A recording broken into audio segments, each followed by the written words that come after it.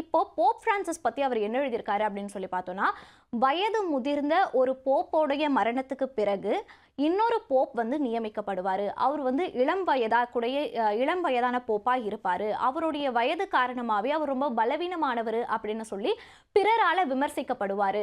ஆனால் அவர் வந்து ஒரு நீண்ட காலம் ஒரு போப்பா ஆட்சி புரிவாரு. அது மட்டும் இல்லாம தன்னுடைய நிர்வாகத்த அவர் வந்து ரொம்ப திறம்பட கையாளுவாரு அப்படின்னு சொல்லிட்டு நாஸ்ட்ராடாமஸ் தன்னுடைய புத்தகத்துல சொல்லியிருக்காங்க. அது மட்டும் இல்லாம அவர் வந்து போப்பா இருக்கும்போது, அதாவது இன்னொரு புதிய போப் வரும்போது, அவர் நிறைய சவால்கள வந்து சந்திக்க நேரிடும். அதெல்லாம் முடிஞ்ச பிறகு, அவருடைய போப் அந்த காலகட்டம் முடிஞ்ச பிறகு, 7 மலைகளால் ஆன அந்த சிட்டியானது வந்து அழிக்கப்படும் அப்படின்னு சொல்லியிருக்காரு. ஸோ வேட்டிக்கன் சிட்டி தான் 7 ஹில் சிட்டி அப்படின்னு சொல்லிட்டு சொல்லுவாங்க. ஸோ இந்த வேட்டிக்கன் சிட்டியானது அழிக்கப்படும் அப்படின்னு சொல்லியிருக்கிறதும் இப்போ ரொம்பவே ஒரு பேசு பொருளா மாறியிருக்கு. அதாவது நாஸ்ட்ராடாமஸ் தன்னுடைய புத்தகத்துல எப்படி எழுதியிருப்பாரு அப்படின்னு சொல்லி பார்த்தீங்கன்னா, இந்த